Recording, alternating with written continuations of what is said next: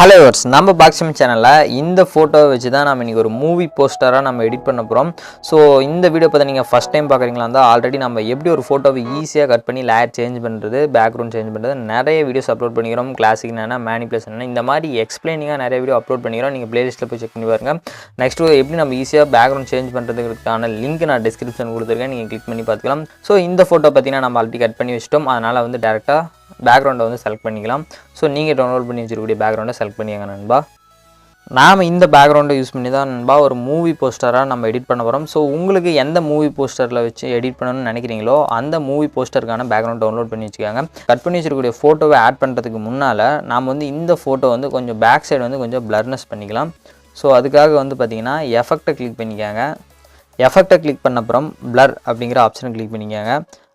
அந்த பிளர் அப்படிங்கிற ஆப்ஷனை கிளிக் பண்ணிவிட்டு பிளர் வந்து பார்த்திங்கன்னா ஒரு 5% வச்சுக்காங்க. நெக்ஸ்ட்டு எரேசர் கிளிக் பண்ணிவிட்டு அந்த கீழே இருக்குது பார்த்தீங்களா, அந்த ஹூரிகேன் ஹீஸ்ட்னு அதோடைய நேமை மட்டும் என்ன பண்ணுறீங்கன்னா எரேஸ் பண்ணிக்காங்க.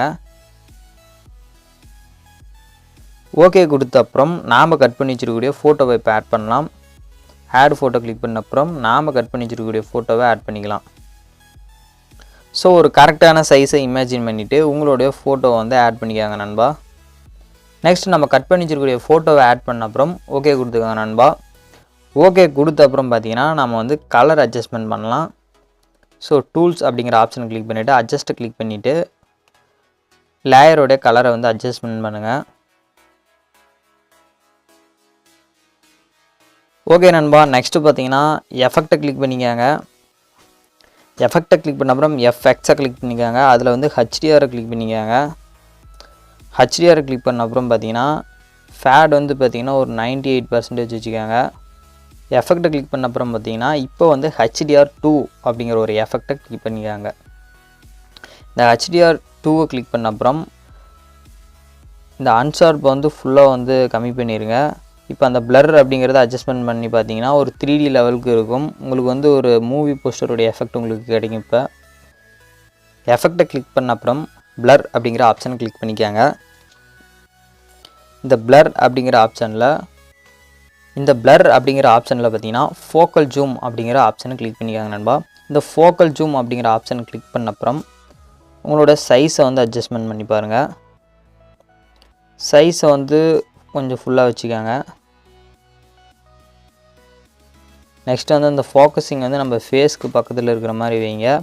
நெக்ஸ்ட் அதை அட்ஜஸ்ட்மெண்ட் பண்ணி பாருங்கள் நண்பா. ஓகே கொடுத்த அப்புறம் பார்த்தீங்கன்னா மறுபடியும் அதே பேக்ரவுண்டே செலக்ட் பண்ணிக்காங்க. ஆட் ஃபோட்டோ கிளிக் பண்ண அப்புறம் அதே பேக்ரவுண்டை செலக்ட் பண்ண அப்புறம் இந்த கிராப் அப்படிங்கிற ஆப்ஷனை கிளிக் பண்ணிவிட்டு கீழே அந்த மூவியோட நேமை மட்டும் கட் பண்ணிக்காங்க.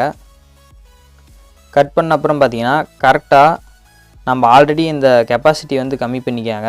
கம்மி பண்ண அப்புறம் பார்த்தீங்கன்னா அந்த ஆல்ரெடி இருக்க மூவி ஃபாண்ட்டுக்கு மேலேயே வந்து அதே சைஸ்க்கு வந்து அதை கரெக்ட் பண்ணுங்கள். ஓகே நண்பா. இந்த மாதிரி அதில் ஆட் பண்ண அப்புறம் பார்த்தீங்கன்னா எரேசரை கிளிக் பண்ணிவிட்டு அதை அட்ஜஸ்ட்மெண்ட் பண்ணிக்காங்க அந்த கிராப்பிங் தெரியாத மாதிரி. Next okay கொடுத்துக்காங்க. கெப்பாசிட்டி வந்து அதிகமாக வச்சுக்காங்க நண்பா. இப்போ ஓகே கொடுத்துக்காங்க நண்பா. ஓகே கொடுத்த அப்புறம் பார்த்தீங்கன்னா டூல்ஸ் அப்படிங்கிற ஆப்ஷன் கிளிக் பண்ணிக்காங்க. அதில் அட்ஜஸ்ட்டை கிளிக் பண்ணிக்காங்க. அதில் வந்து இப்போ கலர் அட்ஜஸ்ட்மெண்ட் பண்ணி பாருங்கள்.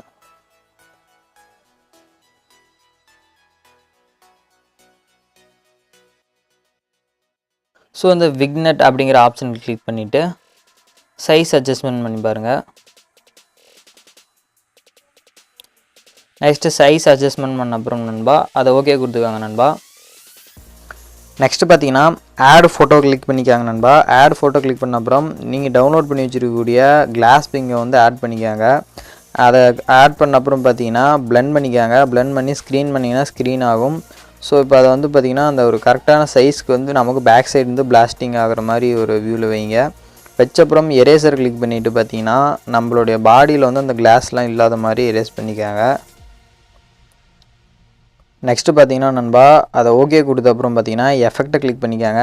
எஃபெக்டை கிளிக் பண்ண அப்புறம் பார்த்தீங்கன்னா பிளரில் போயிட்டு பிளர் அப்படிங்கிற ஆப்ஷன் கிளிக் பண்ண அப்புறம் ஒரு % வச்சுக்கோங்க அந்த பிளர்னஸை. இப்போ பார்த்தீங்கன்னா உங்களுக்கு அந்த பிளர்னஸ் எஃபெக்ட்டு தெரியும்.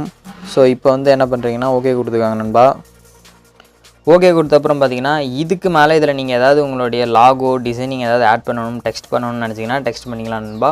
ஸோ இந்த மாதிரி தான் பார்த்தீங்கன்னா நம்ம ஒரு மூவி போஸ்டர் வந்து நம்மளோட ஃபோட்டோவை ஆட் பண்ணி எடிட் பண்ணணும். ஸோ இந்த வீடியோ பிடிச்சிருந்தால் லைக் பண்ணுங்கள், ஷேர் பண்ணுங்கள், மறக்காமல் நம்ம சேனலை சப்ஸ்கிரைப் பண்ணுங்கள். தேங்க்ஸ் ஃபார் வாட்சிங்.